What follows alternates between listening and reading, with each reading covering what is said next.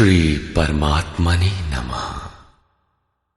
यथार्थ गीता श्रीमद्भगवद गीता अथ अष्टादशो अध्याय।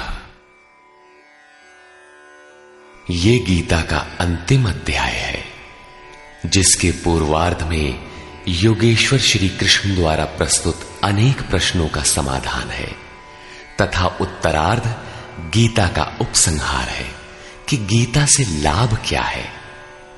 17वें अध्याय में आहार, तप, यज्ञ, दान तथा श्रद्धा का विभाग सहित स्वरूप बताया गया।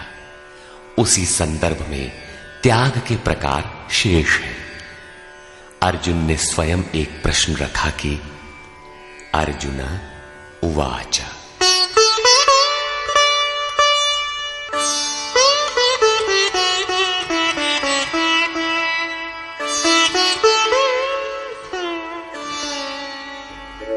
सन्न्यासस्य महाबाहो तत्त्वमिच्छामि वेदितुम् त्यागस्य च ऋषिकेश पृथक् केशिनिषूदन।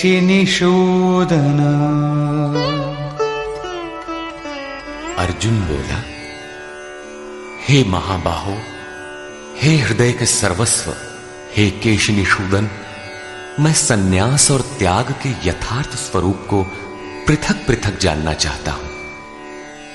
पूर्ण त्याग सन्यास है, जहां संकल्प और संस्कारों का भी समापन है, और इससे पहले साधना की पूर्ति के लिए उत्तरोत्तर आसक्ति का त्याग ही त्याग है। यहां दो प्रश्न हैं कि सन्यास के तत्व को जानना चाहता हूं और दूसरा है कि त्याग के तत्व को जानना चाहता हूं। इस पर योगेश्वर श्री कृष्ण ने कहा, श्री भगवान उवाच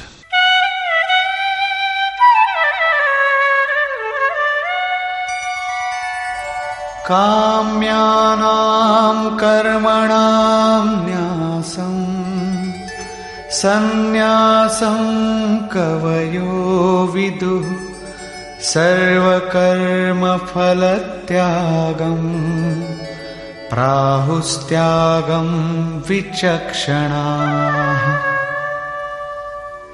अर्जुन, कितने ही पंडित जन काम्य कर्मों के त्याग को सन्यास कहते हैं और कितने ही विचार कुशल पुरुष संपूर्ण कर्म फलों के त्याग को त्याग कहते हैं।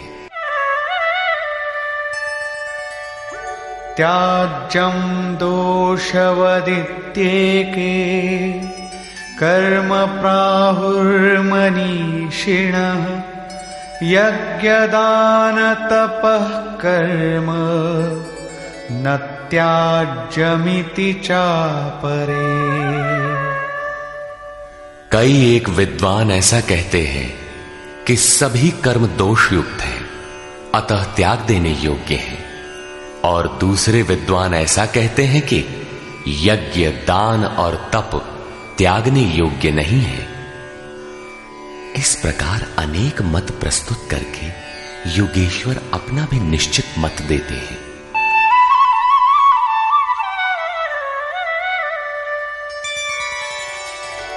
निश्चयं शृणु मे तत्र त्यागे भरतसत्तम त्यागो हि पुरुषो व्याघ्र त्रिविधः संप्रकीर्तितः। हे अर्जुन, उस त्याग के विषय में तू मेरे निश्चय को सुन। हे पुरुष श्रेष्ठ, वो त्याग 3 प्रकार का कहा गया है।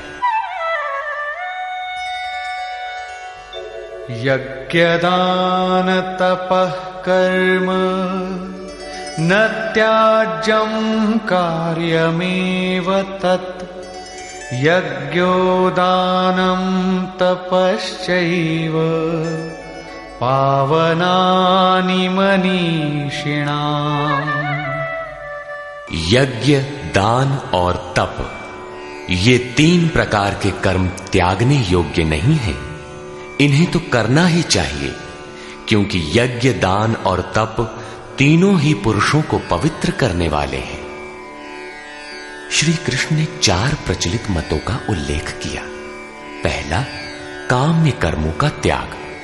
दूसरा, संपूर्ण कर्म फलों का त्याग। तीसरा, दोष युक्त होने के कारण सभी कर्मों का त्याग। और चौथा मत था, यज्ञ, दान और तप त्यागने योग्य नहीं है। उनमें से एक मत से अपनी सहमति प्रकट करते हुए कहा कि अर्जुन, मेरा भी यह निश्चित किया हुआ मत है कि यज्ञ, दान और तप रूप क्रिया त्यागने योग्य नहीं है। इससे सिद्ध है कि कृष्ण काल में भी कई मत प्रचलित थे, जिनमें एक यथार्थ था। उस काल में भी कई मत थे, आज भी है। महापुरुष जब दुनिया में आता है तो कई मतांतरों में से कल्याणकारी मत को निकालकर सामने खड़ा कर देता है। प्रत्येक महापुरुष ने यही किया है। श्री कृष्ण ने भी यही किया। उन्होंने कोई नया मार्ग नहीं बताया, बल्कि प्रचलित कई मतों के बीच सत्य को समर्थन देकर उसे स्पष्ट कर दिया।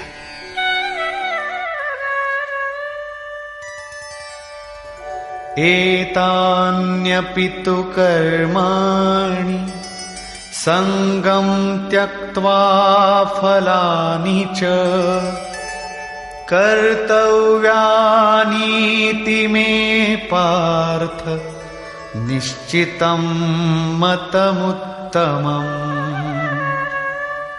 योगेश्वर श्री कृष्ण बल देकर कहते हैं, पार्थ, यज्ञ, दान और तप रूप कर्म आसक्ति और फल को त्याग कर अवश्य करना चाहिए। ये मेरा निश्चय किया हुआ उत्तम मत है। अब अर्जुन के प्रश्न के अनुसार वे त्याग का विश्लेषण करते हैं।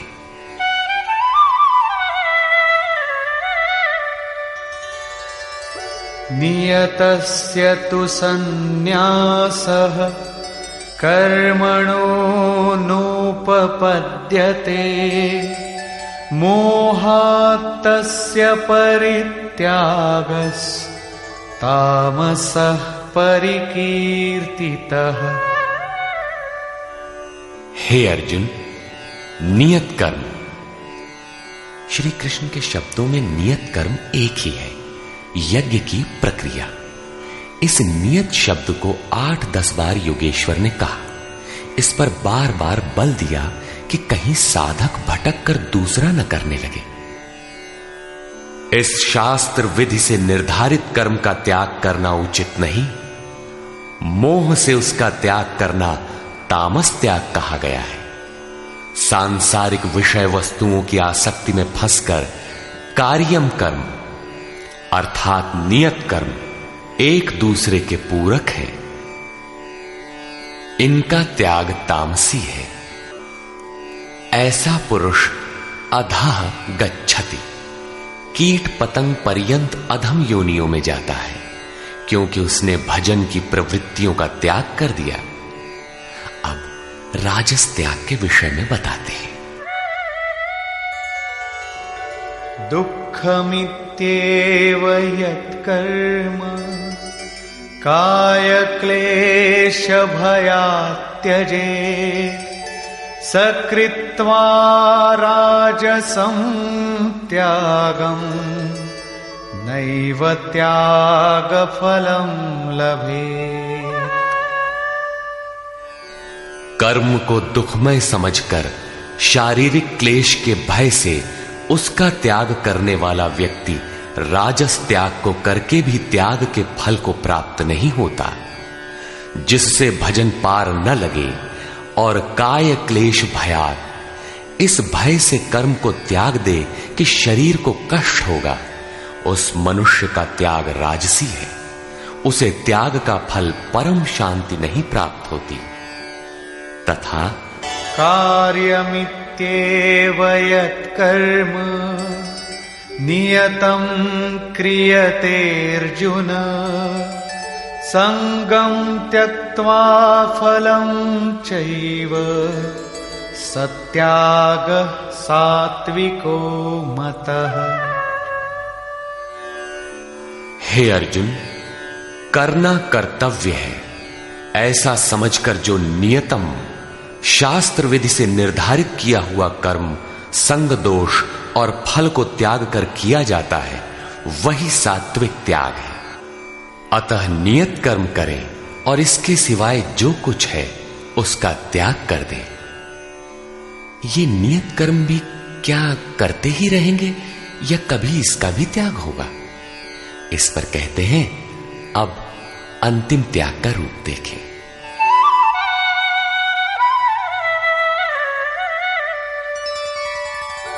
न द्वेष्ट्य कुशलं कर्म कुशले नानुषज्यते त्यागी सत्त्वसमाविष्टो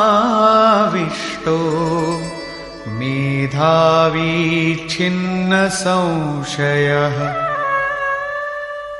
हे अर्जुन, जो पुरुष अकुशलम कर्म अर्थात अकल्याणकारी कर्म से, शास्त्र नियत कर्म ही कल्याणकारी है, इसके विरोध में जो कुछ है इसी लोक का बंधन है, इसलिए अकल्याणकारी है, ऐसे कर्मों से द्वेष नहीं करता और अकल्याणकारी कर्म में आसक्त नहीं होता, जो करना था वो भी शेष नहीं है, ऐसा सत्व से संयुक्त पुरुष संशय रहित, ज्ञानवान और त्यागी है। उसने सब कुछ त्यागा है, लेकिन प्राप्ति के साथ वो पूर्ण त्याग ही सन्यास है। हो सकता है और कोई सरल रास्ता हो? इस पर कहते हैं, नहीं। नहि देहभृता शक्यं त्यक्तुं कर्माण्यशेषतः यस्तु कर्मफल त्यागी सत्यागीत्यभिधीयते।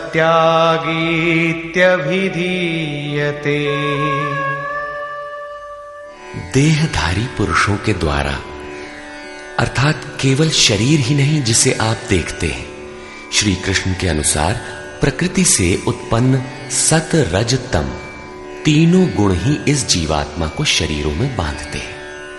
जब तक गुण जीवित हैं, तब तक वो जीवधारी है। किसी न किसी रूप में शरीर परिवर्तित होता रहेगा, देह के कारण जब तक जीवित है। देहधारी पुरुषों के द्वारा संपूर्णता से सब कर्मों का त्याग संभव नहीं है, इसलिए जो पुरुष कर्म के फल का त्यागी है वही त्यागी है, ऐसा कहा जाता है। अतः जब तक शरीर के कारण जीवित हैं, तब तक नियत कर्म करें और उनके फल का त्याग करें, बदले में किसी फल की कामना न करें। वैसे सकामी पुरुषों के कर्मों का फल भी होता है।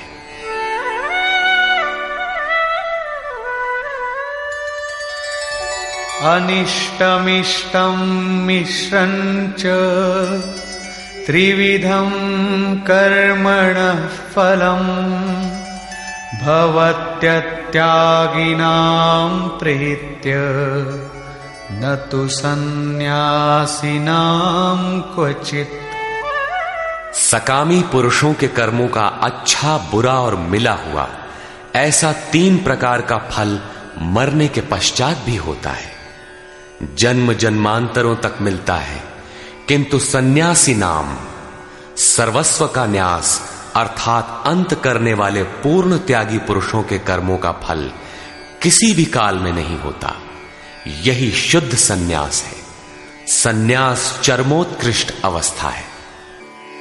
भले बुरे कर्मों का फल तथा पूर्ण न्यास काल में उनके अंत का प्रश्न पूरा हुआ। अब पुरुष के द्वारा शुभ अथवा अशुभ कर्म होने में क्या कारण है, इस पर देखें।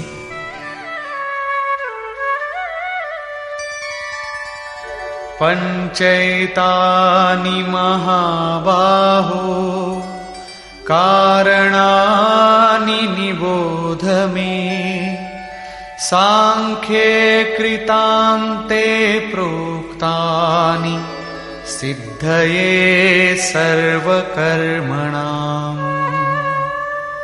हे महाबाहो, संपूर्ण कर्मों की सिद्धि के लिए 5 कारण सांख्य सिद्धांत में कहे गए हैं।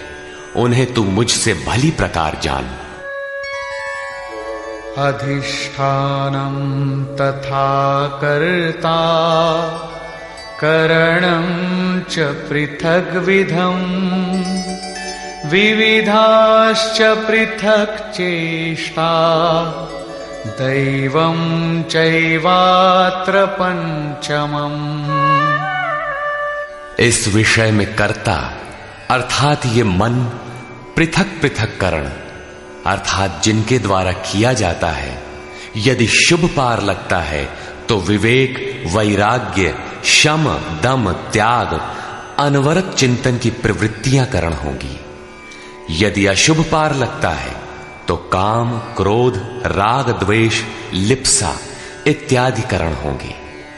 इनके द्वारा प्रेरित होंगे नाना प्रकार की न्यारी न्यारी चेष्टाएं अर्थात अनंत इच्छाएं। आधार अर्थात साधन, जिस इच्छा के साथ साधन मिला वही इच्छा पूरी होने लगती है। और 5वां हेतु है दैव अथवा संस्कार। इसकी पुष्टि करते हैं। शरीर वांग मनोभिर्यत् कर्म प्रारभते नरः न्याय्यं वा विपरीतं वा पंचैते तस्य हेतवः।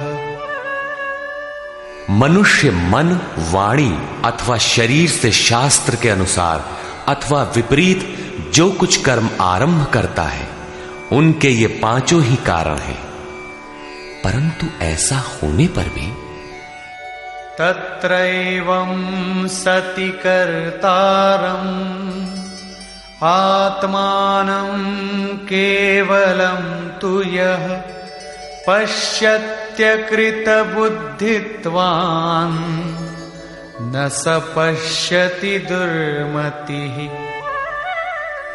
जो पुरुष अशुद्ध बुद्धि के कारण उस विषय में कैवल्य स्वरूप आत्मा को करता देखता है, वो दुर्बुद्धि यथार्थ नहीं देखता अर्थात भगवान नहीं करते। इस प्रश्न पर योगेश्वर श्री कृष्ण ने दूसरी बार बल दिया।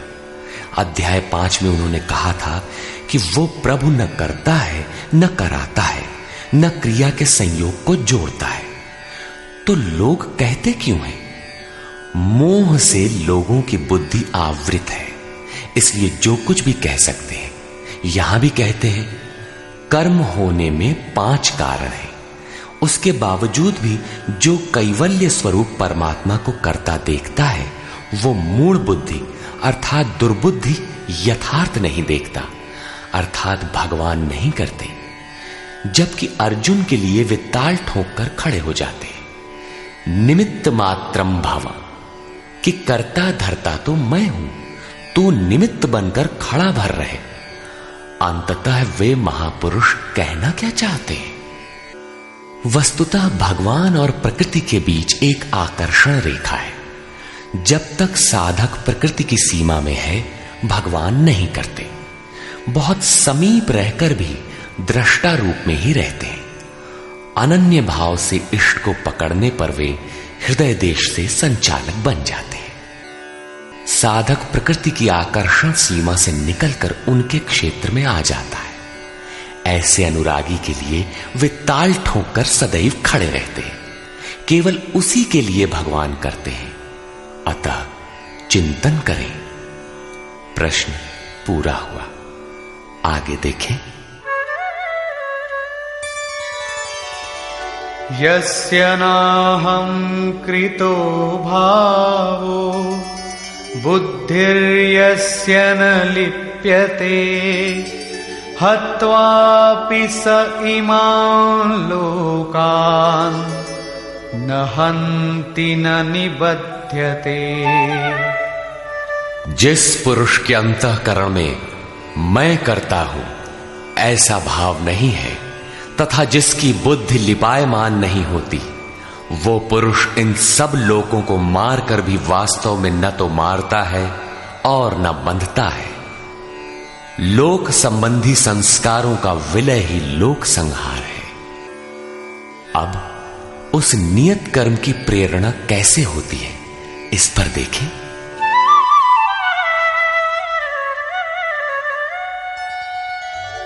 ज्ञानं ज्ञेयं परिज्ञाता त्रिविधा कर्म चोदना करणं कर्म कर्तेति त्रिविधः कर्म संग्रहः। अर्जुन, परिज्ञाता अर्थात पूर्ण ज्ञाता महापुरुषों से ज्ञानम, उसको जानने की विधि से, और ज्ञेय जानने योग्य वस्तु।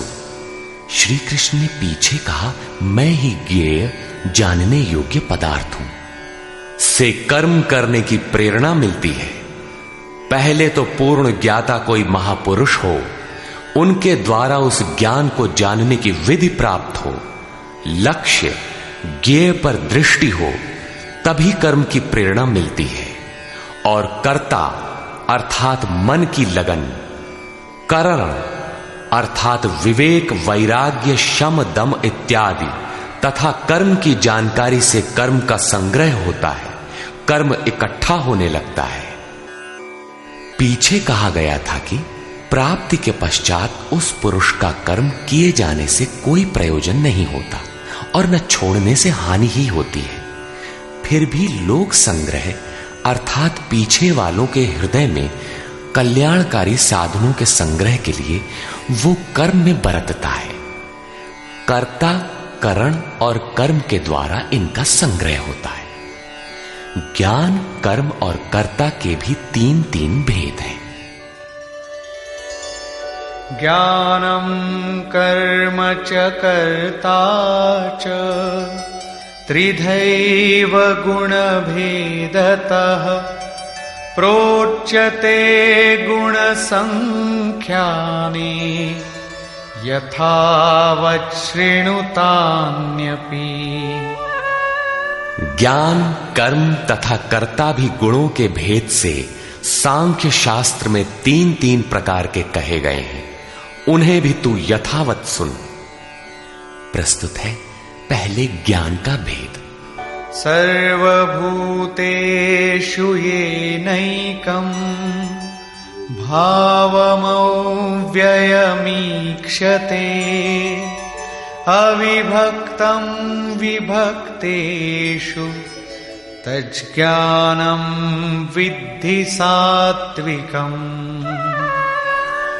अर्जुन, जिस ज्ञान से मनुष्य पृथक पृथक सब भूतों में एक अविनाशी परमात्म भाव को विभाग रहित एक रस देखता है, उस ज्ञान को तू सात्विक जान। ज्ञान प्रत्यक्ष अनुभूति है, जिसके साथ ही गुणों का अंत होना है। ये ज्ञान की परिपक्व अवस्था है। अब राजस ज्ञान देखें। पृथक्त्वेन तु यज्ज्ञानं नानाभावान् पृथक्विधान् वेत्ति सर्वेषु भूतेषु तज्ज्ञानं विद्धि राजसम्।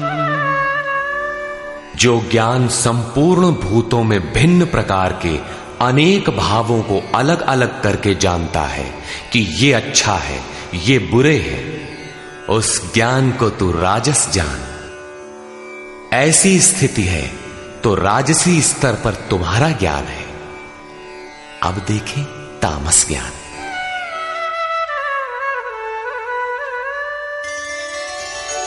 यत्तु कृत्स्नवदेकस्मिन् कार्ये सक्तमहैतुकम्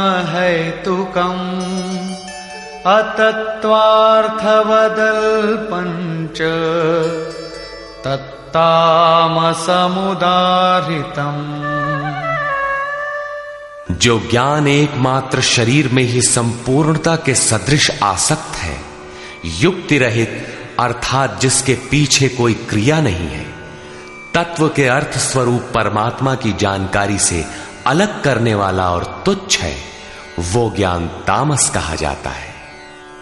अब प्रस्तुत है कर्म के 3 भेद।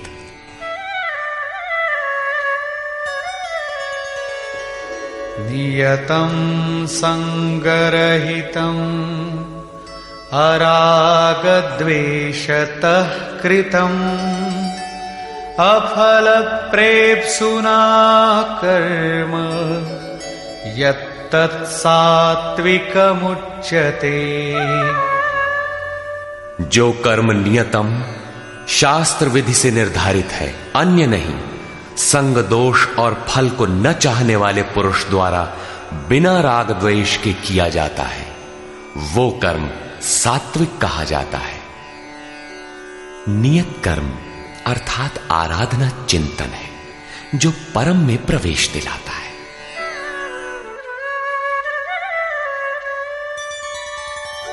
यत्तु कामेप्सुना कर्म साहंकारेण वा पुनः क्रियते बहुलायासं तद्राजसमुदारितम्। जो कर्म बहुत परिश्रम से युक्त है, फल को चाहने वाले और अहंकार युक्त पुरुष द्वारा किया जाता है, वो कर्म राजस कहा जाता है।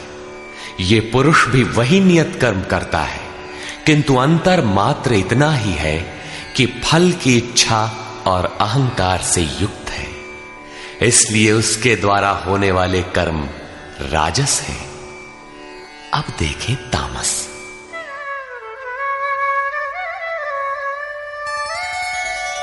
अनुबंधं क्षयं हिंसा अनवेक्ष्य च पौरुषम् मोहादारभ्यते कर्म यत्तत्तामसमुच्यते। जो कर्म अंततः नष्ट होने वाला है, हिंसा सामर्थ्य को न विचार कर केवल मोहवश आरंभ किया जाता है, वो कर्म तामस कहा है।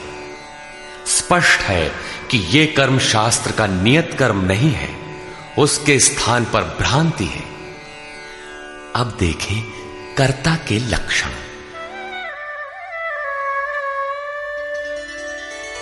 मुक्त संगो नहं वादी धृत्युत्साह समन्वितः सिद्ध्य सिद्ध्योर्निर्विकारः कर्ता सात्विक उच्यते।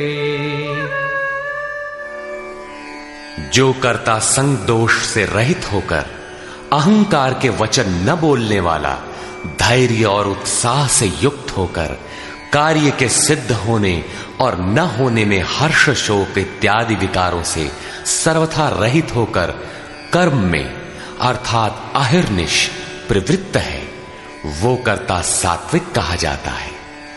यही उत्तम साधक के लक्षण है। कर्म वही है, नियत कर्म।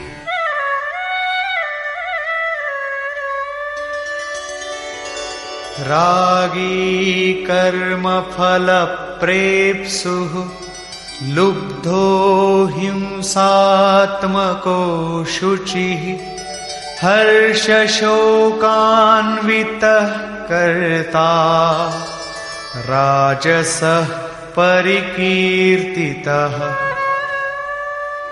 आसक्ति युक्त कर्मों के फल को चाहने वाला, लोलुप, आत्माओं को कष्ट देने वाला, अपवित्र और हर्ष शोक से जो लिप्त है, वो कर्ता राजस कहा गया है।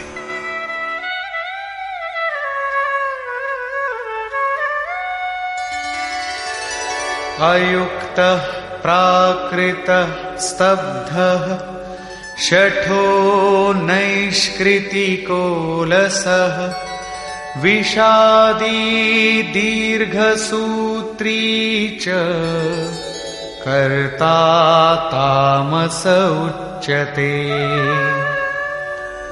जो चंचल चित्त वाला, असभ्य, घमंडी, धूर्त, दूसरे के कार्यों में बाधा पहुंचाने वाला, शोक करने के स्वभाव वाला, आलसी और दीर्घ सूत्री है कि फिर कर लेंगे, वो कर्ता तामस कहा जाता है। दीर्घ सूत्री कर्म को कल पर टालने वाला है, यद्यपि करने की इच्छा उसे भी रहती है। इस प्रकार कर्ता के लक्षण पूरे हुए। अब योगेश्वर श्री कृष्ण ने नवीन प्रश्न उठाया, बुद्धि, धारणा और सुख के लक्षण।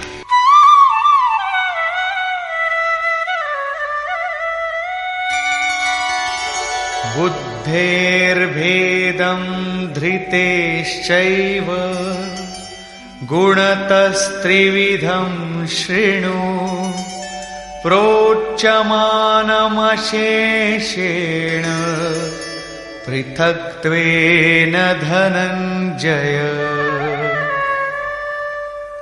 धनंजय, बुद्धि और धारणा शक्ति का भी गुणों के कारण 3 प्रकार का भेद संपूर्णता से विभाग पूर्वक मुझसे सुन।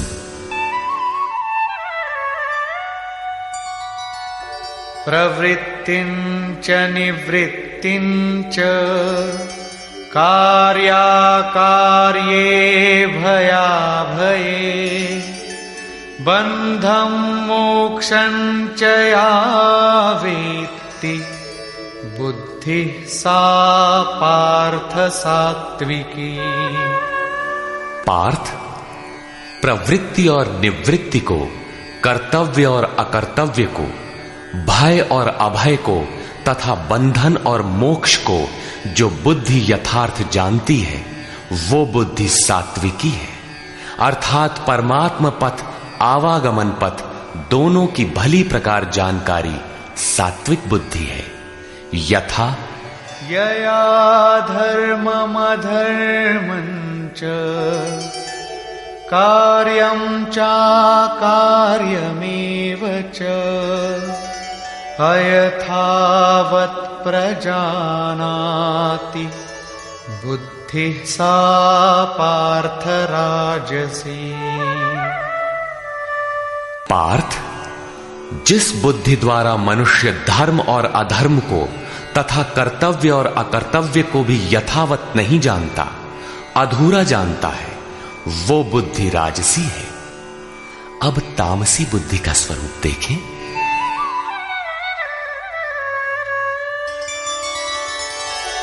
अधर्मं धर्ममिति या मन्यते तमसावृता सर्वार्थान् विपरीतांश्च बुद्धि सा पार्थ तामसी।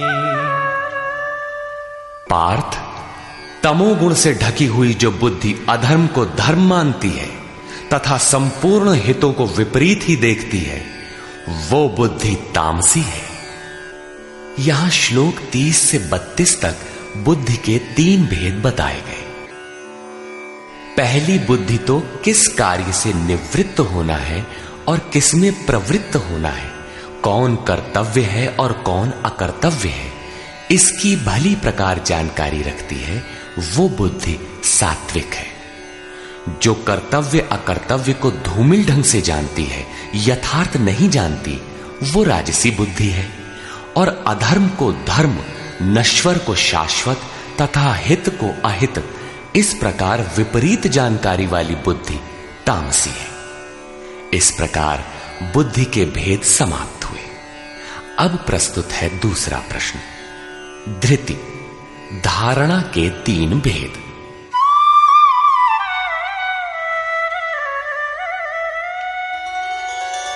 धृत्यायया धारयते मनः प्राणेन्द्रिय क्रिया योगेनाव्यभिचारिण्या धृतिः सा पार्थ सात्विकी।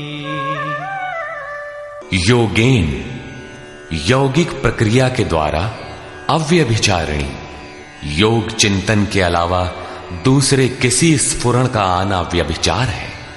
चित्त का बहक जाना व्यभिचार है। अतः ऐसी अव्यभिचारिणी धारणा से मनुष्य मन प्राण और इंद्रियों की क्रिया को जो धारण करता है वो धारणा सात्विकी है। अर्थात मन, प्राण और इंद्रियों को इष्ट की दिशा में मोड़ना ही सात्विक धारणा है। तथा यया तु धर्म कामार्थान् धृत्या धारयतेऽर्जुन प्रसंगेन फलाकांक्षी धृतिः सा पार्थ राजसी। हे पार्थ, फल की इच्छा वाला मनुष्य अति आसक्ति से जिस धारणा के द्वारा केवल धर्म, अर्थ और काम को धारण करता है, अर्थात मोक्ष को नहीं, वो धारणा राजसी है। इस धारणा में भी लक्ष्य वही है, केवल कामना करता है, जो कुछ करता है उसके बदले में चाहता है। अब तामसी धारणा के लक्षण देखें।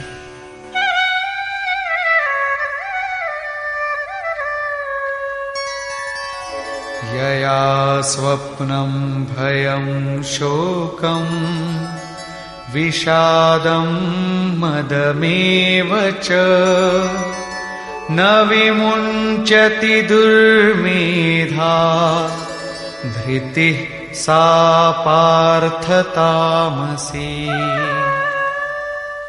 हे पार्थ, दुष्ट बुद्धि वाला मनुष्य जिस धारणा के द्वारा निद्रा, भय, चिंता, दुख और अभिमान को भी अर्थात नहीं छोड़ता, इन सबको धारण किए रहता है, वो धारणा तामसी है।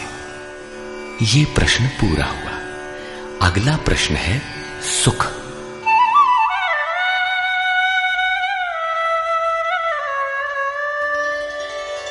सुखं त्विदानीं त्रिविधं शृणु मे भरतर्षभ अभ्यासाद्रमते यत्र दुःखान्तं च निगच्छति। अर्जुन, अब सुख भी 3 प्रकार का मुझसे सुन। उनमें से जिस सुख में साधक अभ्यास से रमण करता है, अर्थात चित्त को समेटकर इष्ट में रमण करता है, और जो दुखों का अंत करने वाला है, तथा यत्तदग्रे विषमिव परिणामे मृतोपमम् तत्सुखं सात्विकं प्रोक्तम् आत्मबुद्धि प्रसादजम्। उपर्युक्त सुख साधन के आरंभ काल में ही यद्यपि विष के सदृश लगता है, प्रहलाद को सूली पर चढ़ाया गया, मीरा को विष मिला। कबीर कहते हैं, सुखिया सब संसार है, खाए और सोवे, दुखिया दास कबीर है, जागे और रोवे। अतः आरंभ में विष जैसा भासता है, परंतु परिणाम में अमृत तुल्य है, अमृत तत्व को दिलाने वाला है। अतः आत्म विषयक बुद्धि के प्रसाद से उत्पन्न हुआ सुख सात्विक कहा गया है। तथा विषयेन्द्रिय संयोगात् यत्तदग्रे मृतोपमम् परिणामे विषमिव तत्सुखं राजसं स्मृतम्। जो सुख विषय और इंद्रियों के संयोग से होता है, वो यद्यपि भोग काल में अमृत के सदृश लगता है, किंतु परिणाम में विष के सदृश है, क्योंकि जन्म मृत्यु का कारण है। वो सुख राजस कहा गया है। तथा यदग्रे चानुबंधे च सुखं मोहनमात्मनः निद्रालस्य प्रमादोत्थम् तत्तामसमुदाहृतम्।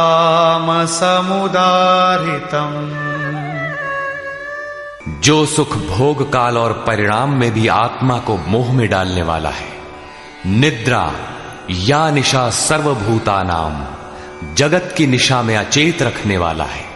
आलस्य और व्यर्थ की चेष्टाओं से उत्पन्न वो सुख तामस कहा गया है। अब योगेश्वर श्री कृष्ण गुणों की पहुंच बताते हैं।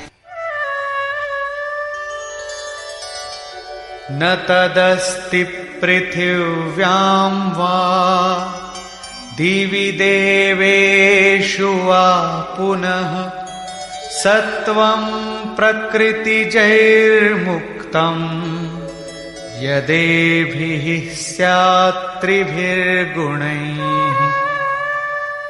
अर्जुन, पृथ्वी में, स्वर्ग में अथवा देवताओं में ऐसा कोई भी प्राणी नहीं जो प्रकृति से उत्पन्न हुए तीनों गुणों से रहित हो, अर्थात ब्रह्मा से लेकर कीट पतंग यावन मात्र जगत क्षणभंगुर मरने जीने वाला है, तीनों गुणों के अंतर्गत है। अर्थात देवता भी तीनों गुणों का विकार है, नश्वर है। यहां वाय देवताओं को योगेश्वर ने चौथी बार लिया। अध्याय 7, 9, 17 तथा यहां 18वें अध्याय में इन सब का एक ही अर्थ है कि देवता तीनों गुणों के अंतर्गत है। जो इन्हें भजता है, नश्वर की पूजा करता है। भागवत में भी श्री ऋषभदेव जी के 9 योगीश्वर पुत्रों का प्रसिद्ध आख्यान है, जिसमें उपदेश देते हुए कहते हैं कि स्त्री पुरुष में प्रेम के लिए शंकर पार्वती की, आरोग्य के लिए अश्विनी कुमारों की, विजय के लिए इंद्र की तथा धन के लिए कुबेर की पूजा करें। इसी तरह विविध कामनाएं बताकर अंत में निर्णय देते हैं कि संपूर्ण कामनाओं की पूर्ति और मोक्ष के लिए तो एकमात्र नारायण की ही पूजा करनी चाहिए। तुलसी मूलहि सींचिए, फूलई फलई अघाई। अस्तु सर्वव्यापक प्रभु का स्मरण करें, जिसकी पूर्ति के लिए सद्गुरु की शरण, निष्कपट भाव से प्रश्न और सेवा एकमात्र उपाय है। आसुरी और दैवी संपद अंतःकरण की 2 वृत्तियां हैं, जिसमें दैवी संपद परम देव परमात्मा का दिग्दर्शन कराती है, इसलिए दैवी कही जाती है। किंतु ये भी तीनों गुणों के ही अंतर्गत है। गुण शांत होने के पश्चात इनकी भी शांति हो जाती है। तत्पश्चात उस आत्म तृप्त योगी के लिए कोई भी कर्तव्य शेष नहीं रह जाता। अब प्रस्तुत है पीछे से आरंभ हुआ प्रश्न, वर्ण व्यवस्था। वर्ण जन्म प्रधान है अथवा कर्मों से पाई जाने वाली अंतःकरण की योग्यता का नाम है। इस पर देखें। ब्राह्मण क्षत्रिय विशां शूद्राणां च परन्तप कर्माणि प्रविभक्तानि स्वभाव प्रभवैर्गुणैः।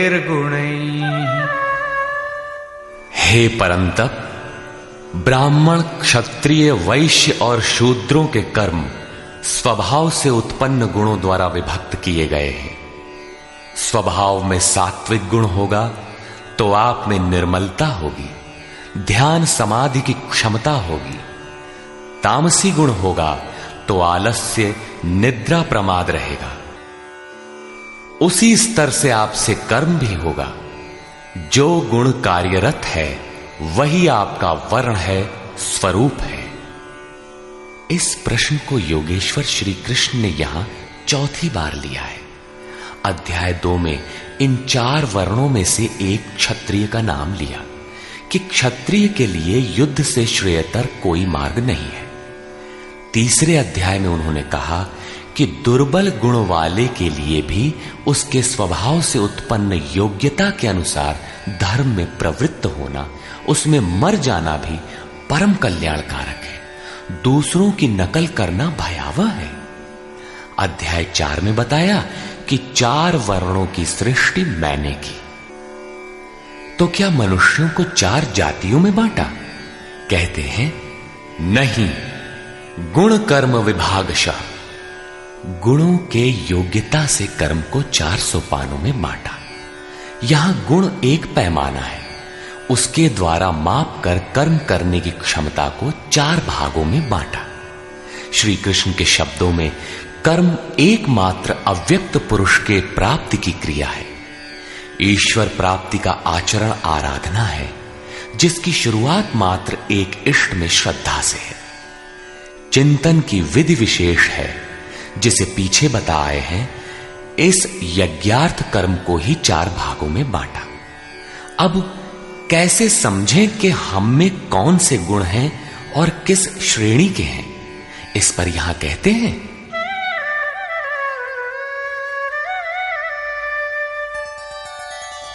शमो दमस्तपः शौचम् क्षान्तिरार्जवमेव च ज्ञानं विज्ञानमास्तिक्यम् ब्रह्म कर्म स्वभावजम्। मन का शमन, इंद्रियों का दमन, पूर्ण पवित्रता, मन, वाणी और शरीर को इष्ट के अनुरूप तपाना, क्षमा भाव, मन, इंद्रियों और शरीर की सर्वथा सरलता, आस्तिक बुद्धि अर्थात एक इष्ट में सच्ची आस्था, ज्ञान अर्थात परमात्मा की जानकारी का संचार, विज्ञान अर्थात परमात्मा से मिलने वाले निर्देशों की जागृति एवं उसके अनुसार चलने की क्षमता, ये सब स्वभाव से उत्पन्न हुए ब्राह्मण के कर्म हैं।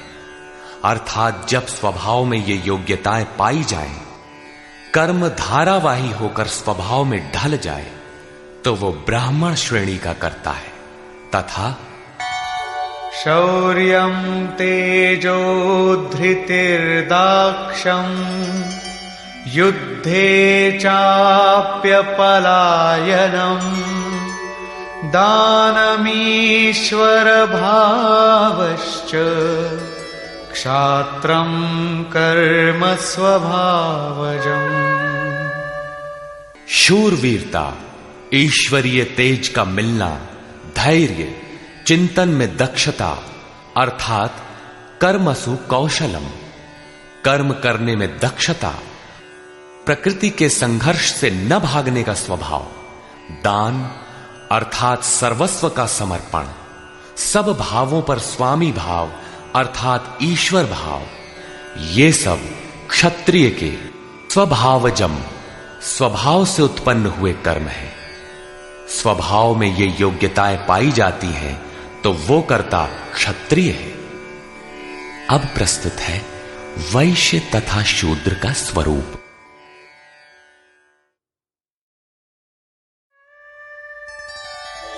कृषि गौरक्ष्य वाणिज्यम् वैश्यकर्म स्वभावजम् परिचर्यात्मकं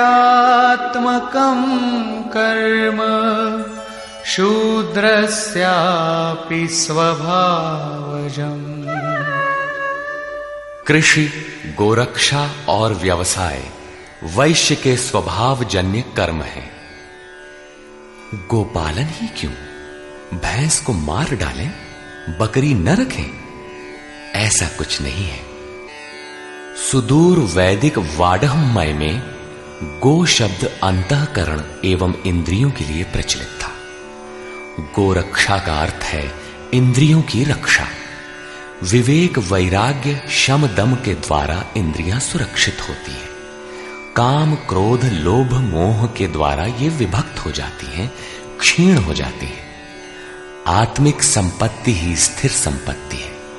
ये अपना निज धन है, जो एक बार साथ हो जाने पर सदैव साथ देती है।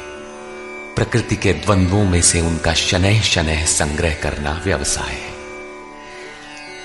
विद्या धनम सर्वधन प्रधानम, इसे अर्जित करना वाणिज्य है। खेती? शरीर ही एक क्षेत्र है। इसके अंतराल में बोया हुआ बीज संस्कार रूप में भला बुरा जमता है। अर्जुन, इस निष्काम कर्म में बीज अर्थात आरंभ का नाश नहीं होता। परम तत्व के चिंतन का जो बीज इस क्षेत्र में पड़ा है, उसे सुरक्षित रखते हुए इसमें आने वाले विजातीय विकारों का निराकरण करते जाना खेती है। अपने से उन्नत अवस्था वाले, प्राप्ति वाले गुरुजनों की सेवा करना शूद्र का स्वभावजन्य कर्म है। शूद्र का अर्थ नीच नहीं, अपितु अल्पज्ञ है। निम्न श्रेणी का साधक ही शूद्र है। प्रवेशिका श्रेणी का वो साधक परिचर्या से ही आरंभ करे। स्वभाव परिवर्तनशील है। स्वभाव के परिवर्तन के साथ वर्ण परिवर्तन हो जाता है। वस्तुतः ये वर्ण अति उत्तम, उत्तम, मध्यम और निकृष्ट 4 अवस्थाएं हैं। कर्म पथ पर चलने वाले साधकों की ऊंची नीची 4 सीढ़ियां हैं, क्योंकि कर्म एक ही है, नियत कर्म। श्री कृष्ण कहते हैं कि परम सिद्धि की प्राप्ति का यही एक रास्ता है कि स्वभाव में जैसी योग्यता है वहीं से लगे। इसको देखें।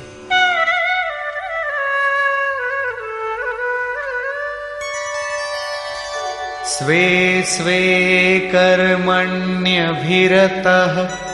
संसिद्धिं लभते नरः स्वकर्मनिरतः सिद्धिं यथा विन्दति तच्छृणु। अपने अपने स्वभाव में पाई जाने वाली योग्यता के अनुसार कर्म में लगा हुआ मनुष्य संसिद्धिम, भगवत प्राप्ति रूपी परम सिद्धि को प्राप्त होता है। पहले भी कहे आए हैं, इस कर्म को करके तू परम सिद्धि को प्राप्त होगा। कौन सा कर्म करके? अर्जुन, तू शास्त्र विधि से निर्धारित कर्म, यज्ञार्थ कर्म कर। अब स्वकर्म करने की क्षमता के अनुसार कर्म में लगा हुआ मनुष्य परम सिद्धि को किस प्रकार प्राप्त होता है, वो विधि तुम मुझसे सुन। ध्यान दे। यतः प्रवृत्तिर्भूतानां येन सर्वमिदं ततं स्वकर्मणा तमभ्यर्च्य सिद्धिं विन्दति मानवः। जिस परमात्मा से सब भूतों की उत्पत्ति हुई, जिससे यह संपूर्ण जगत व्याप्त है, उस परमेश्वर को स्वकर्मणा, अपने स्वभाव से उत्पन्न हुए कर्म के द्वारा अर्चन कर परम सिद्धि को प्राप्त होता है। अतः परमात्मा की भावना और परमात्मा का ही सर्वांगीण अर्चन और क्रमशः चलना आवश्यक है। जैसे कोई बड़ी कक्षा में बैठ जाए तो छोटी भी खो देगा और बड़ी तो मिलेगी ही नहीं। अतः इस कर्म पथ पर सोपानशः चलने का विधान है। जैसे अध्याय 18 के 6 श्लोक में। इसी पर पुनः बल देते हुए कहते हैं कि आप अल्पज्ञ ही क्यों ना हो, वहीं से आरंभ करें। वो विधि है परमात्मा के प्रति समर्पण।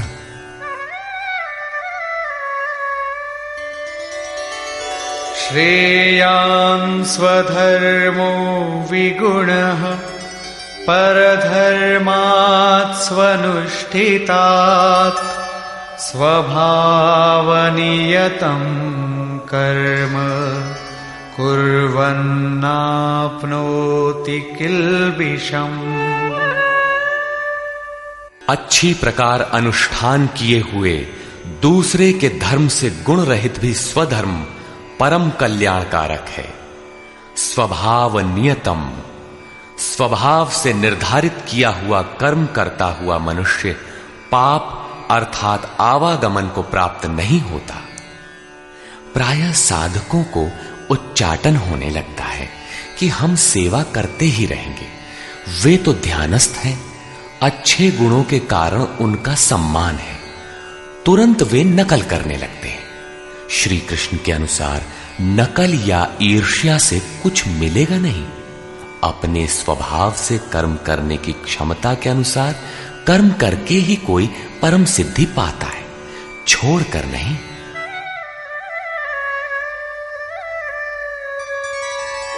सहजं कर्म कौन्तेय सदोषमपि न त्यजेत् सर्वारम्भा हि दोषेण धूमेनाग्निरिवावृताः। कौन्तेय, दोष युक्त अल्पज्ञ अवस्था वाला है तो सिद्ध है कि अभी दोषों का बाहुल्य है। ऐसा दोष युक्त भी सहजम कर्म, स्वभाव से उत्पन्न सहज कर्म को नहीं त्यागना चाहिए, क्योंकि धुएं से अग्नि के सदृश सभी कर्म किसी न किसी दोष से आवृत्त हैं। ब्राह्मण श्रेणी ही सही, कर्म तो करना पड़ रहा है। स्थिति नहीं मिली तब तक दोष विद्यमान है, प्रकृति का आवरण विद्यमान है। दोषों का अंत वहां होगा जहां ब्राह्मण श्रेणी का कर्म भी ब्रह्म में प्रवेश के साथ विलय हो जाता है। उस प्राप्ति वाले का लक्षण क्या है जहां कर्मों से प्रयोजन नहीं रह जाता?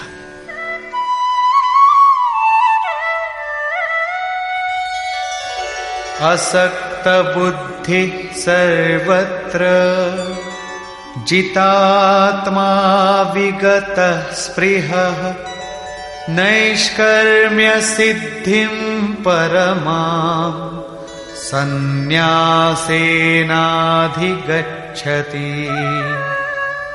सर्वत्र आसक्ति से रहित बुद्धि वाला, स्पृहा से सर्वथा रहित, जीते हुए अंतःकरण वाला पुरुष सन्यासी नाम सर्वस्व के न्यास की अवस्था में परम नैष्कर्म्य की सिद्धि को प्राप्त होता है। यहां सन्यास और परम नैष्कर्म्य सिद्धि पर्याय है। यहां सांख्य योगी वहीं पहुंचता है जहां की निष्काम कर्मयोगी। ये उपलब्धि दोनों मार्गियों के लिए समान है। अब परम नैष्कर्म्य सिद्धि को प्राप्त हुआ पुरुष जैसे ब्रह्म को प्राप्त होता है, उसका संक्षेप में चित्रण करते हैं।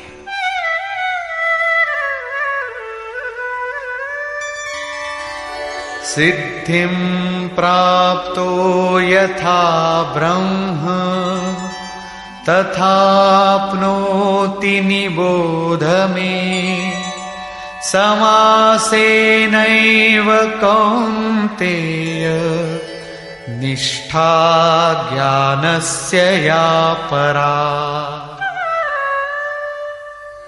कौन्तेय, जो ज्ञान की परानिष्ठा है, पराकाष्ठा है, उस परम सिद्धि को प्राप्त हुआ पुरुष ब्रह्म को जैसे प्राप्त होता है, उस विधि को तू मुझसे संक्षेप में जान। अगले श्लोक में वही विधि बता रहे हैं, ध्यान दे। बुद्ध्या विशुद्धया युक्तो धृत्यात्मानं नियम्य च शब्दादीन् विषयांस् त्यक्त्वा रागद्वेषौ व्युदस्य च विविक्तसेवी लघ्वाशी यतवाक्कायमानसः ध्यानयोगपरो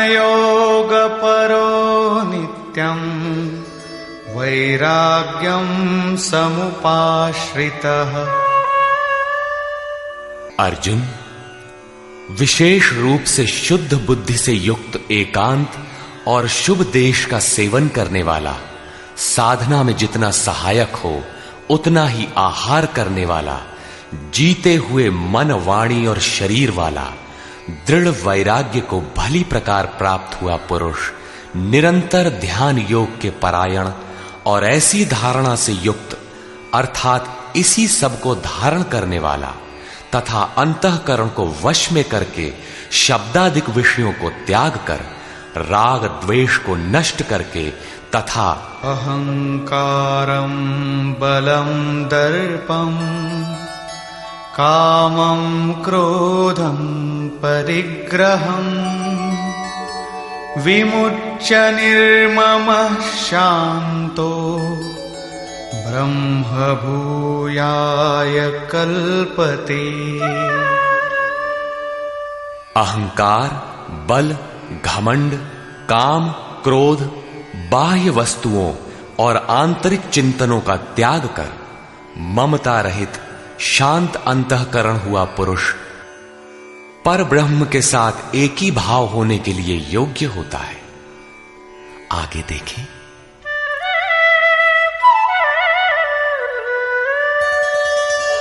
ब्रह्मभूतः प्रसन्नात्मा न शोचति न काङ्क्षति समः सर्वेषु भूतेषु मद्भक्तिं लभते पराम्। ब्रह्म के साथ एक ही भाव होने की योग्यता वाला वो प्रसन्न चित्त पुरुष न तो किसी वस्तु के लिए शोक करता है और न किसी की आकांक्षा ही करता है। सब भूतों में समभाव हुआ वो भक्ति की पराकाष्ठा पर है। भक्ति अपना परिणाम देने की स्थिति में है जहां ब्रह्म में प्रवेश मिलता है। अब भक्त्या मामभिजानाति यावान्यश्चास्मि तत्त्वतः ततो मां तत्त्वतो ज्ञात्वा विशते तदनन्तरम्। उस पराभक्ति के द्वारा वो मुझे तत्व से भली प्रकार जानता है।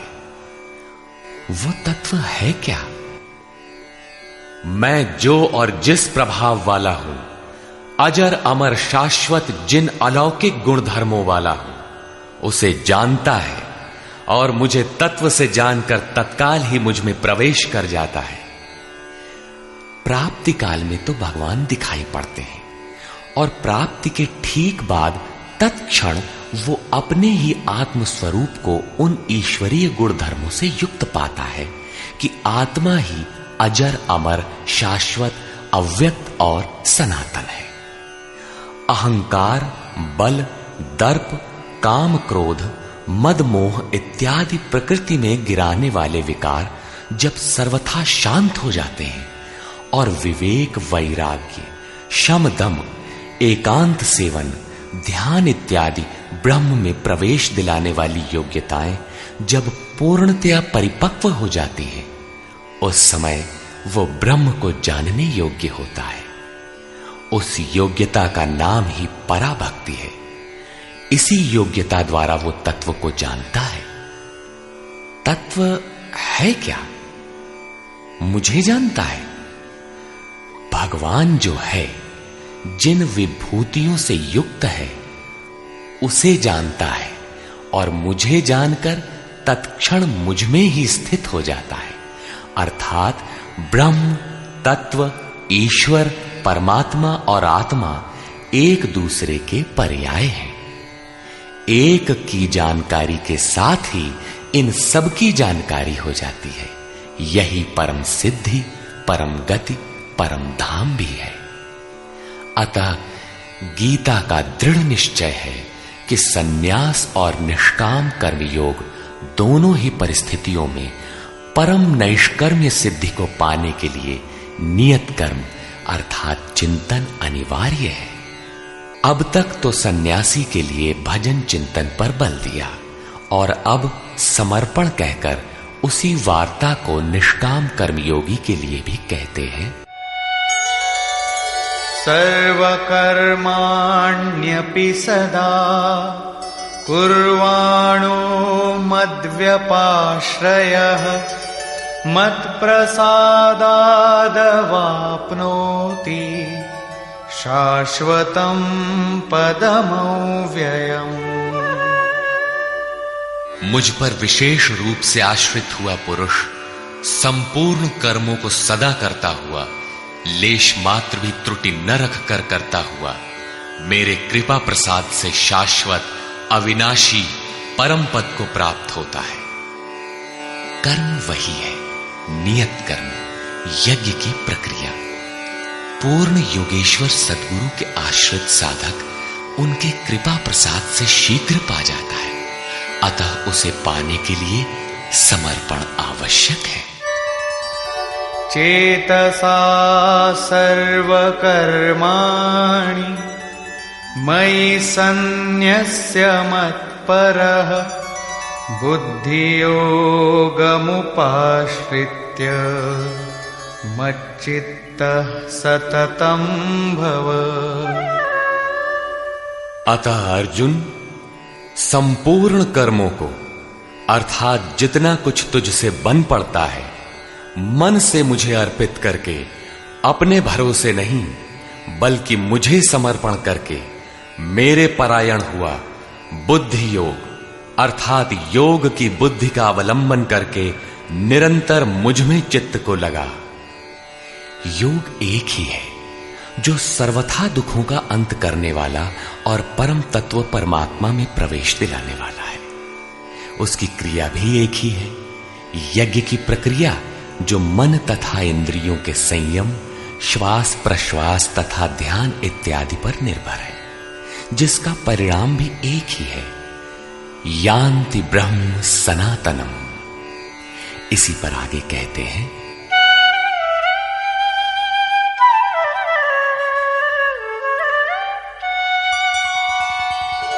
मच्चित्तः सर्वदुर्गाणि मत्प्रसादात् तरिष्यसि अथ चेत्त्वमहङ्कारात् न श्रोष्यसि विनङ्क्ष्यसि। इस प्रकार मुझ में निरंतर चित्त को लगाने वाला होकर तू मेरी कृपा से मन और इंद्रियों के संपूर्ण दुर्गों को अनायास ही तर जाएगा। इंद्रिन द्वार झरोखा नाना, तह तह सुर बैठे करी थाना। आवत देखहि विषय वयारी, ते हठि देहि कपाट उघारी। ये ही दुर्जय दुर्ग है, मेरी कृपा से तू इन बाधाओं का अतिक्रमण कर जाएगा। किंतु अहंकारवश यदि तू मेरे वचनों को नहीं सुनेगा तो विनष्ट हो जाएगा, परमार्थ से च्युत हो जाएगा। पुनः इसी पर बल देते हैं, यदहंकारमाश्रित्य न योत्स्य इति मन्यसे मिथ्यैष व्यवसायस्ते प्रकृतिस्त्वां नियोक्ष्यति। जो तू अहंकार का आश्रय लेकर ऐसा मानता है कि युद्ध नहीं करूंगा, तो ये तेरा निश्चय मिथ्या है, क्योंकि तेरा स्वभाव तुझे बलात् युद्ध में लगा देगा।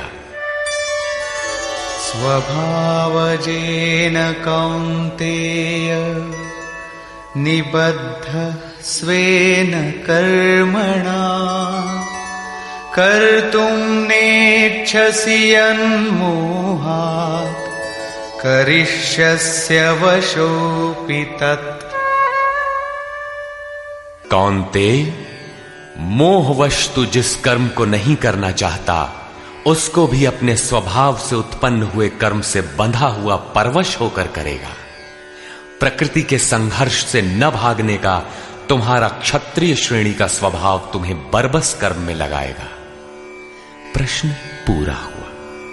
अब वो ईश्वर रहता कहां है, इस पर कहते हैं, ईश्वरः सर्वभूतानां हृद्देशेऽर्जुन तिष्ठति भ्रामयन् सर्वभूतानि यन्त्रारूढानि मायया। अर्जुन, वो ईश्वर संपूर्ण भूत प्राणियों के हृदय देश में निवास करता है। इतना समीप है तो लोग जानते क्यों नहीं? माया रूपी यंत्र में आरूढ़ होकर सब लोग भ्रमवश चक्कर लगाते ही रहते हैं, इसलिए नहीं जानते। ये यंत्र बड़ा बाधक है जो बार बार नश्वर कलेवरों अर्थात शरीरों में घुमाता रहता है। तो शरण किसकी लें? तमेव शरणं गच्छ सर्वभावेन भारत, तत्प्रसादात् परां शान्तिं स्थानं प्राप्स्यसि शाश्वतम्। इसलिए हे भारत, संपूर्ण भाव से उस ईश्वर की जो हृदय देश में स्थित है अनन्य शरण को प्राप्त हो। उनके कृपा प्रसाद से तू परम शांति शाश्वत परम धाम को प्राप्त होगा। अतः ध्यान करना है तो हृदय देश में करें। ईश्वर का निवास स्थान हृदय है। भागवत के चतुश्लोकी गीता का सारांश भी यही है कि वैसे तो मैं सर्वत्र हूं, किंतु प्राप्त होता हूं तो हृदय देश में ध्यान करने से ही। इति ते ज्ञानमाख्यातम् गुह्याद्गुह्यतरं मया, विमृश्यैतदशेषेण यथेच्छसि तथा कुरु। इस प्रकार बस इतना ही गोपनीय से भी अति गोपनीय ज्ञान मैंने तेरे लिए कहा है। इस विधि से संपूर्ण रूप से विचार कर, फिर तू जैसा चाहता है वैसा कर। सत्य यही है, शोध की स्थली यही है, प्राप्ति की स्थली भी यही है।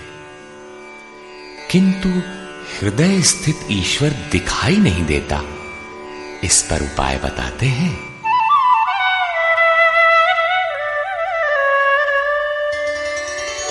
सर्वगुह्यतमं भूयः शृणु मे परमं वचः, इष्टोऽसि मे दृढमिति ततो वक्ष्यामि ते हितम्। अर्जुन, संपूर्ण गोपनीय से भी अति गोपनीय मेरे रहस्य युक्त वचन को तू फिर भी सुन। कहा है किंतु फिर सुन। साधक के लिए इष्ट सदैव खड़े रहते हैं। क्योंकि तू मेरा अतिशय प्रिय है, इसलिए ये परम हितकारक वचन मैं तेरे लिए फिर भी कहूंगा। वो है क्या?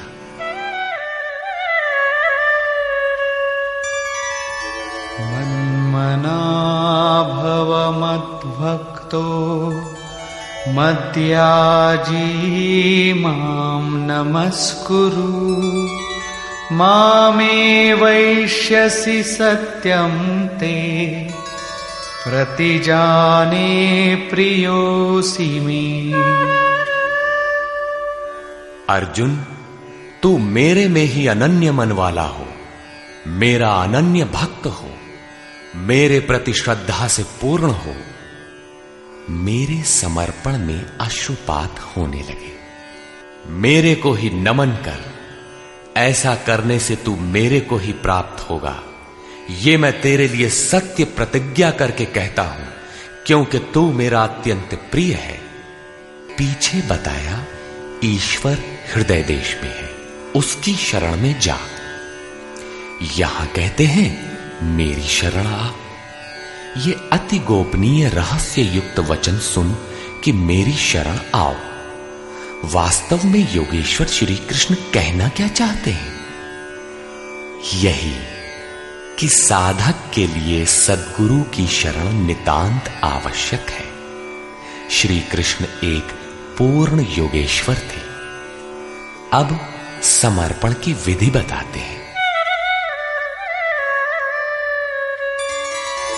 सर्वधर्मान् परित्यज्य मामेकं शरणं व्रज अहं त्वा सर्वपापेभ्यो मोक्षयिष्यामि मा शुचः। संपूर्ण धर्मों को त्याग कर, अर्थात मैं ब्राह्मण श्रेणी का करता हूं या शूद्र श्रेणी का, क्षत्रिय हूं अथवा वैश्य, इसके विचार को त्याग कर केवल एक मेरी अनन्य शरण को प्राप्त हो। मैं तुझे संपूर्ण पापों से मुक्त करा दूंगा। तू शोक मत कर। इन सब ब्राह्मण क्षत्रिय इत्यादि वर्णों का विचार न कर कि इस कर्म पथ में किस स्तर का हूं।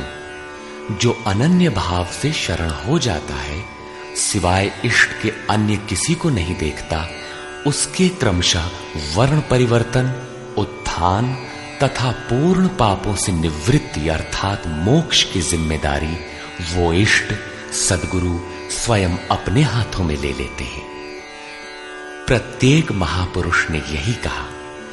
शास्त्र जब लिखने में आ जाता है तो लगता है कि यह सबके लिए है, किंतु है वस्तुतः श्रद्धावान के लिए ही। अर्जुन अधिकारी था, अतः उसे बल देकर कहा। अब योगेश्वर स्वयं निर्णय देते हैं कि इसके अधिकारी कौन है। इदन्ते ना तपस्काय ना भक्ताय कदाचन न चाशुश्रूषवे वाच्यम् न च मां योऽभ्यसूयति। अर्जुन, इस प्रकार तेरे हित के लिए कहे हुए इस गीता के उपदेश को किसी काल में भूल कर भी न तो तप रहित मनुष्य के प्रति कहना चाहिए, न भक्ति रहित के प्रति कहना चाहिए, न बिना सुनने की इच्छा वाले के प्रति कहना चाहिए। और जो मेरी निंदा करता है, ये दोष है, वो दोष है, इस प्रकार झूठी आलोचना करता है, उसके प्रति भी नहीं कहना चाहिए।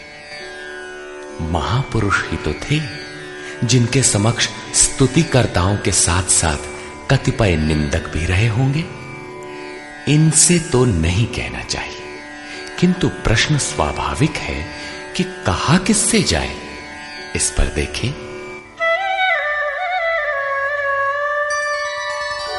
यैमं परमं गुह्यं मद्भक्तेष्वभिधास्यति भक्तिं मयि परां कृत्वा मामे वैष्यत्य संशयः।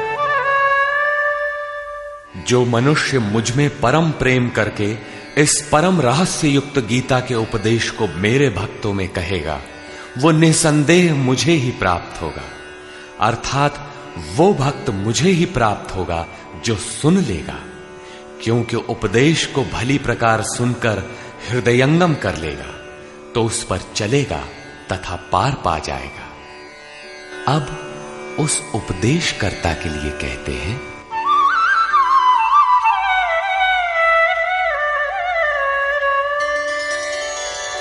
न च तस्मान् मनुष्येषु कश्चिन्मे प्रियकृत्तमः भविता न च मे तस्माद् अन्यः प्रियतरो भुवि। न तो उससे बढ़कर मेरा अतिशय प्रिय कार्य करने वाला मनुष्यों में कोई है, और न उससे बढ़कर मेरा अत्यंत प्यारा पृथ्वी में दूसरा कोई होगा। किससे? जो मेरे भक्तों में मेरा उपदेश करेगा, उनको उधर उस पथ पर चलाएगा, क्योंकि कल्याण का यही एक स्रोत है, राजमार्ग है। अब देखें अध्ययन। अध्येष्यते च य इमम् धर्म्यं संवादमावयोः ज्ञानयज्ञेन तेनाहम् इष्टः स्यामिति मे मतिः।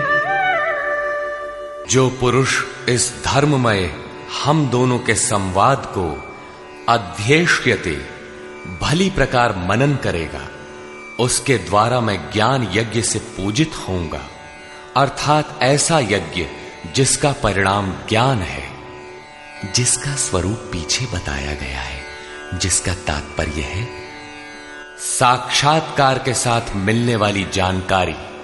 ऐसा मेरा निश्चित मत है। श्रद्धावान अनसूयश्च शृणुयादपि यो नरः सोऽपि मुक्तः शुभान् लोकान् प्राप्नुयात् पुण्यकर्मणाम्। जो पुरुष श्रद्धा से युक्त और ईर्ष्या रहित होकर केवल सुनेगा, वो भी पापों से मुक्त हुआ उत्तम कर्म करने वालों के श्रेष्ठ लोकों को प्राप्त होगा। अर्थात करते हुए भी पार न लगे तो सुना भर करें। उत्तम लोक तब भी हैं क्योंकि वो चित्त में उन उपदेशों को ग्रहण तो करता है। यहां 67 से 71 तक 5 श्लोकों में भगवान श्री कृष्ण ने यह बताया कि गीता का उपदेश अनाधिकारियों को नहीं कहना चाहिए, किंतु जो श्रद्धावान हैं उनसे अवश्य कहना चाहिए। जो सुनेगा वो भक्त मुझे प्राप्त होगा, क्योंकि अति गोपनीय कथा को सुनकर पुरुष चलने लगता है। जो भक्तों में कहेगा उससे अधिक प्रिय कहने वाला मेरा कोई नहीं है। जो अध्ययन करेगा उसके द्वारा मैं ज्ञान यज्ञ से पूजित होऊंगा। यज्ञ का परिणाम ही ज्ञान है। जो गीता के अनुसार कर्म करने में असमर्थ है किंतु श्रद्धा से मात्र सुनेगा, वो भी पुण्य लोकों को प्राप्त होगा। इस प्रकार भगवान श्री कृष्ण ने इसके कहने सुनने तथा अध्ययन का फल बताया। प्रश्न पूरा हुआ। अब अंत में वे अर्जुन से पूछते हैं कि कुछ समझ में आया?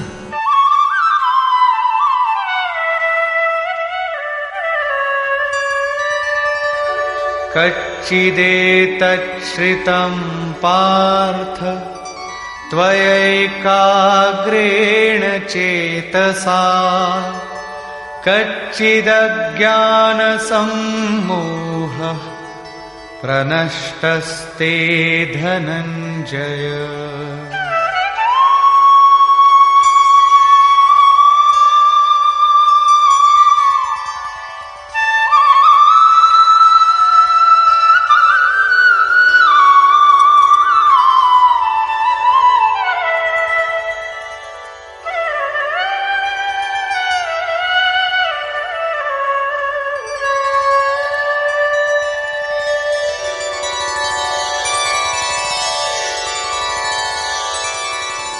हे पार्थ, क्या मेरा ये वचन तूने एकाग्र चित्त होकर सुना? क्या तेरा अज्ञान से उत्पन्न मोह नष्ट हुआ? इस पर अर्जुन बोला, अर्जुना उवाच।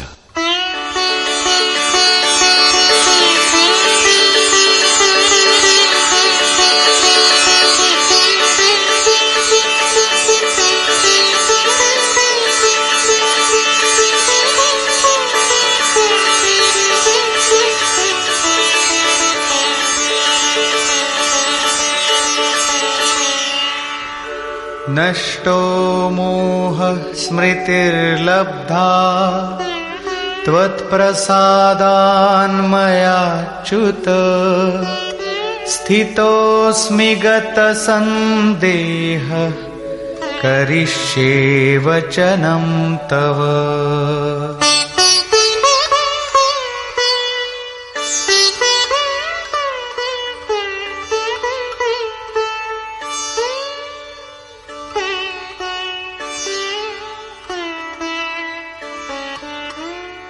च्युत अर्थात जो सत्य से कभी च्युत नहीं होते।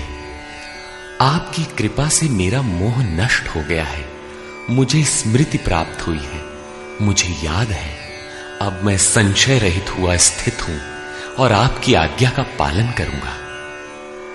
अर्जुन का समाधान हो गया। साथ ही योगेश्वर श्री कृष्ण के श्रीमुख से निःसृत वाणी का उपसंहार हुआ।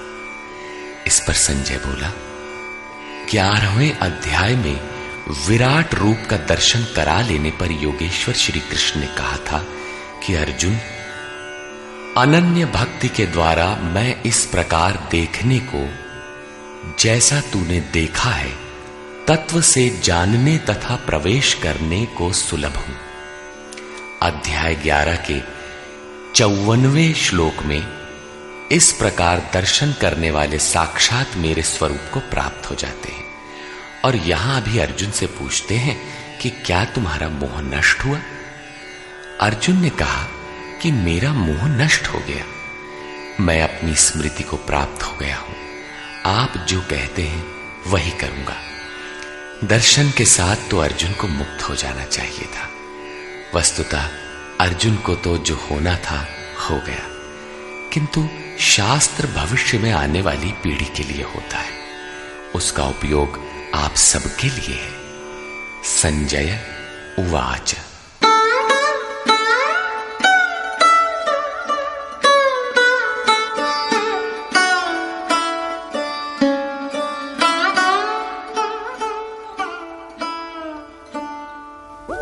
इत्यहं वासुदेवस्य पार्थस्य च महात्मनः संवादमिममश्रौषम् अद्भुतं रोमहर्षणम्।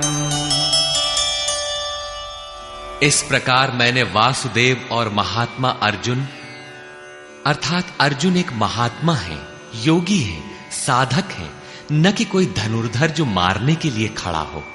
अतः महात्मा अर्जुन के इस विलक्षण और रोमांचकारी संवाद को सुना। आप में सुनने की क्षमता कैसे आई? आगे कहते हैं,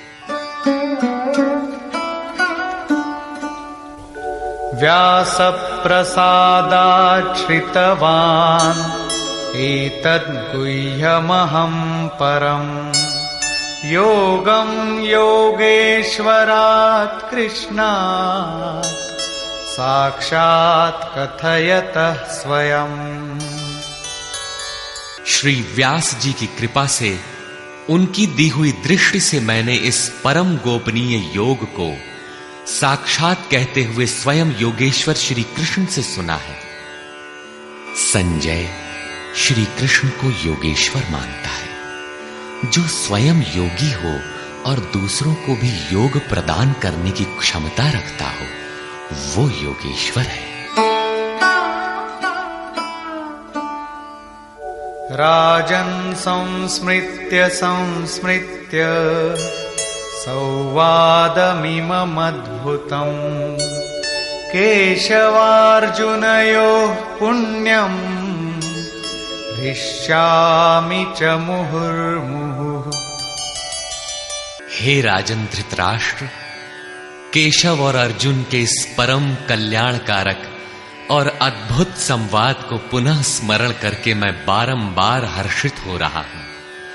अतः इस संवाद को सदैव स्मरण करना चाहिए और इसी स्मृति से प्रसन्न रहना चाहिए। अब उनके स्वरूप का स्मरण कर संजय कहते हैं,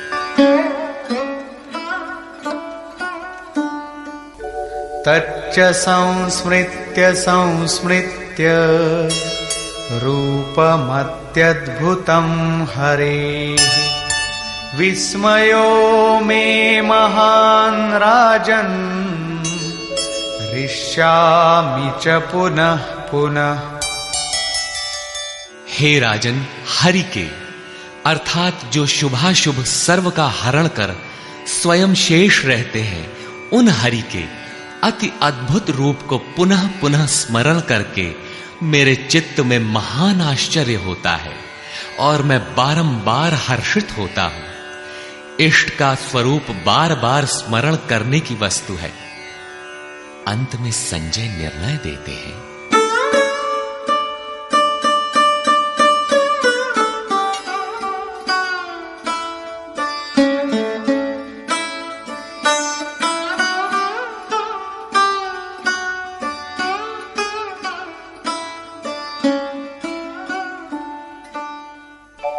यत्र योगेश्वरः कृष्णो यत्र पार्थो धनुर्धरः तत्र श्रीर्विजयो भूतिः ध्रुवा नीतिर्मतिर्मम। तत्र श्रीर्विजयो भूतिः ध्रुवा नीतिर्मतिर्मम।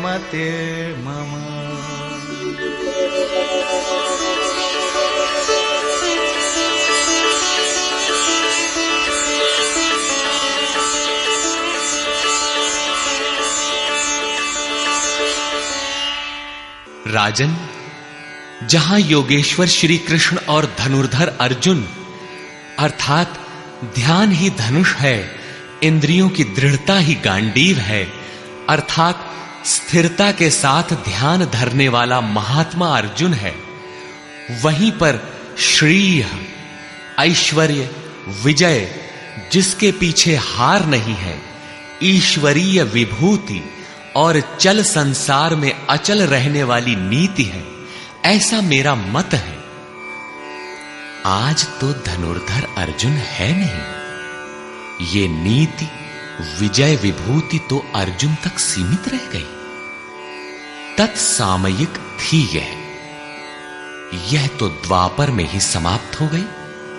लेकिन ऐसी बात नहीं है।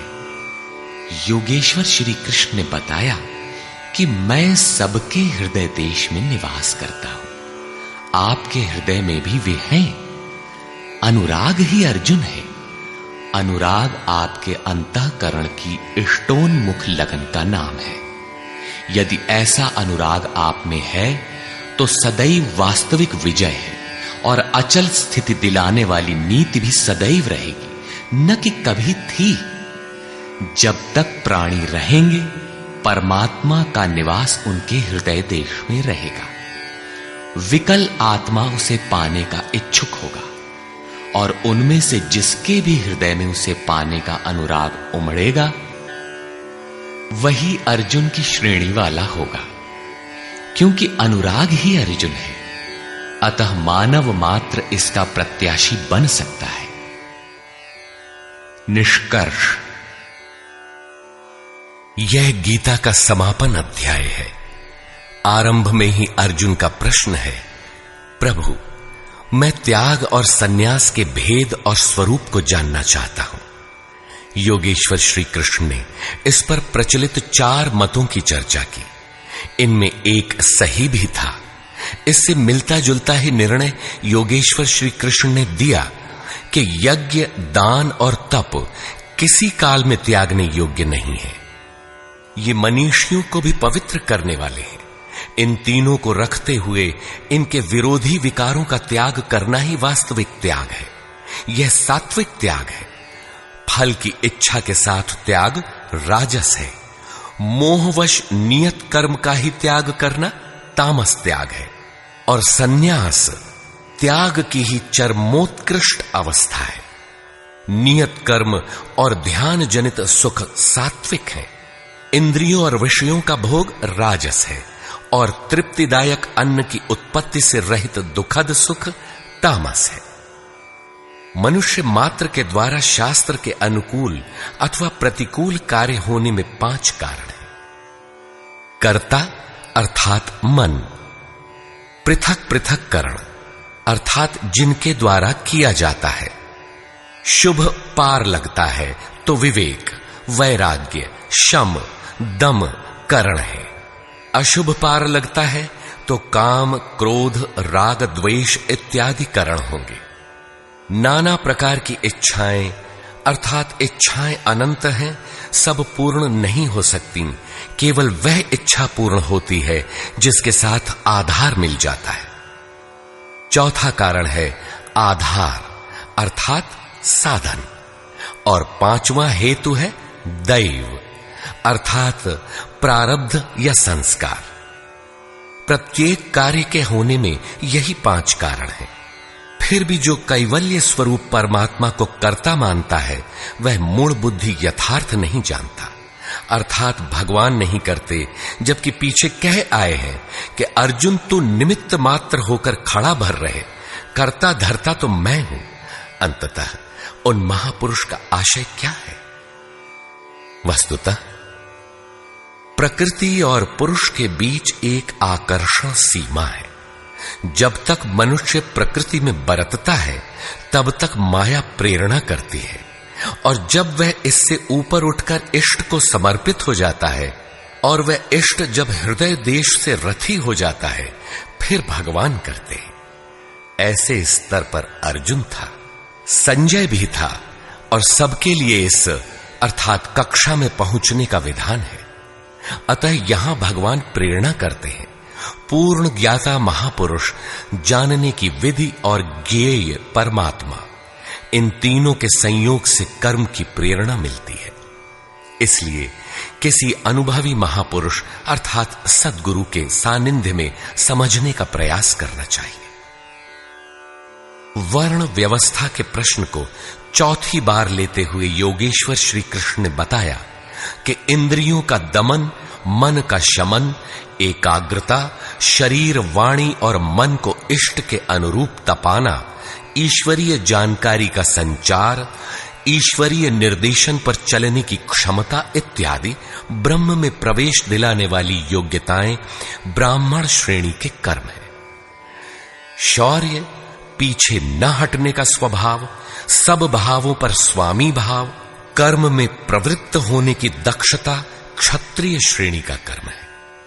इंद्रियों का संरक्षण, आत्मिक संपत्ति का संवर्धन इत्यादि वैश्य श्रेणी के कर्म है, और परिचर्या शूद्र श्रेणी का कर्म है।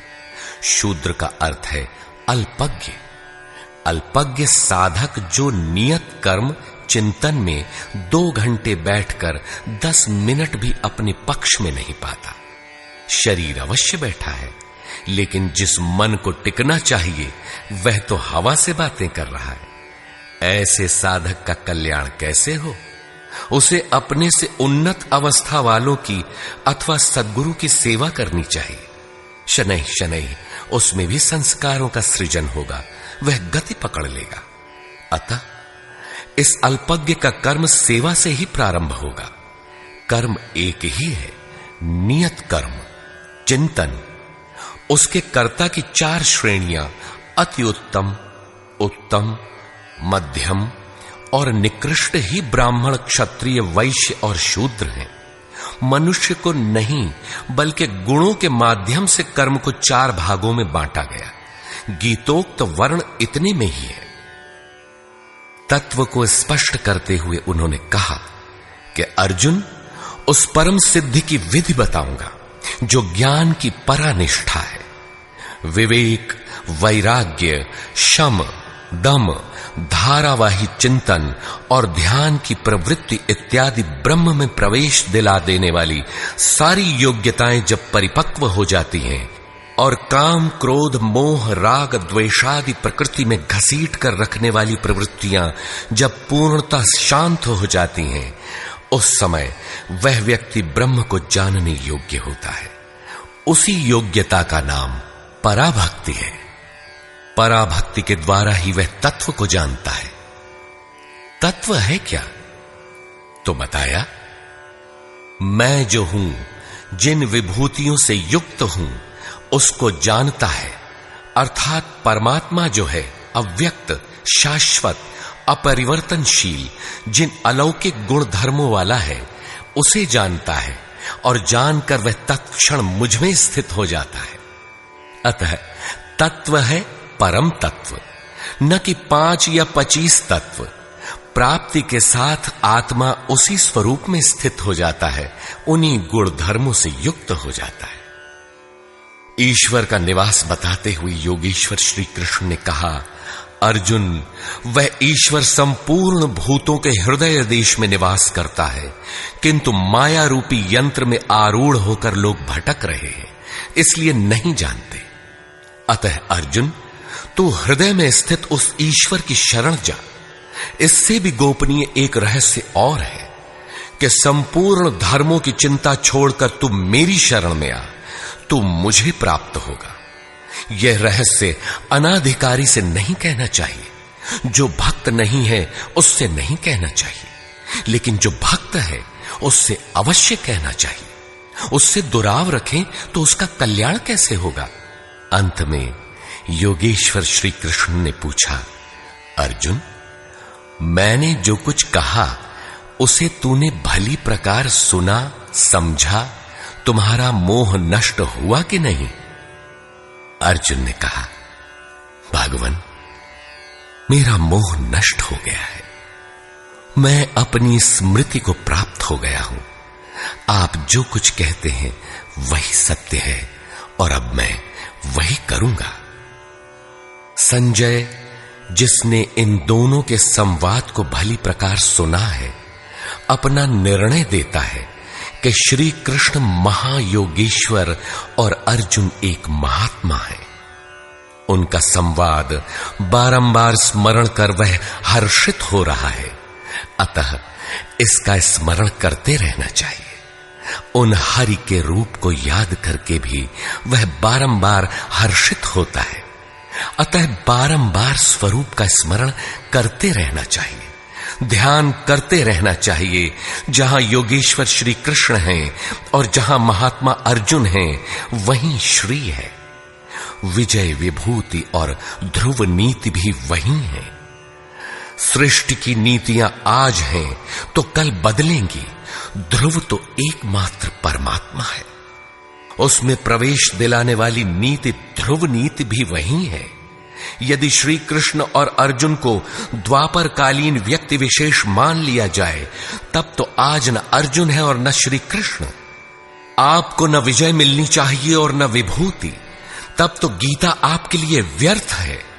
लेकिन नहीं, श्री कृष्ण एक योगी थे। अनुराग से पूरित हृदय वाला महात्मा ही अर्जुन है। ये सदैव रहते हैं और रहेंगे। श्री कृष्ण ने अपना परिचय देते हुए कहा कि मैं हूं तो अव्यक्त, लेकिन जिस भाव को प्राप्त हूं वह ईश्वर सबके हृदय देश में निवास करता है। वह सदैव है और रहेगा। सबको उसकी शरण जाना है। शरण जाने वाला ही महात्मा है, अनुरागी है, और अनुराग ही अर्जुन है। इसके लिए किसी स्थित प्रज्ञ महापुरुष की शरण जाना नितांत आवश्यक है, क्योंकि वही इसके प्रेरक हैं। इस अध्याय में सन्यास का स्वरूप स्पष्ट किया गया कि सर्वस्व का न्यास ही सन्यास है। केवल बाना धारण कर लेना सन्यास नहीं है, बल्कि इसके साथ एकांत का सेवन करते हुए नियत कर्म में अपनी शक्ति समझकर अथवा समर्पण के साथ सतत प्रयत्न अपरिहार्य है। प्राप्ति के साथ संपूर्ण कर्मों का त्याग ही सन्यास है, जो मोक्ष का पर्याय है। यही सन्यास की पराकाष्ठा है। अतः ओम तत्सदिति श्रीमद्भगवद्गीतासूपनिषत्सु ब्रह्म विद्यायाम योग शास्त्रे श्री कृष्ण अर्जुन संवादे सन्यास योगो नाम 18 अध्यायः।